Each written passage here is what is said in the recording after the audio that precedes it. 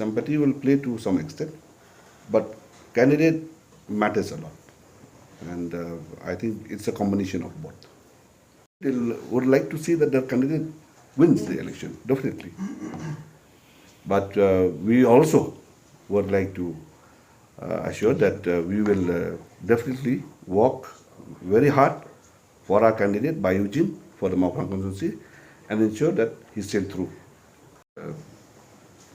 We are very confident. In fact, we decided to accept his candidature for Maupang constituency based on some parameters which we have to measure as far as our candidate. As I have said, it's not just only sympathy, but it is also from the candidate side. So we have a very strong candidate, and he's a very young, very dynamic, very sporty, person. So I don't see any doubts why we cannot sit through that. And it is the people of that constituency only who, had gone and met him and convinced him that he should contest this election. It's not just from the family side.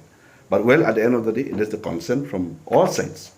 So they have taken the decisions. And we also felt that he is the right candidate for us. As far as Maupang is constituency, he is the right candidate.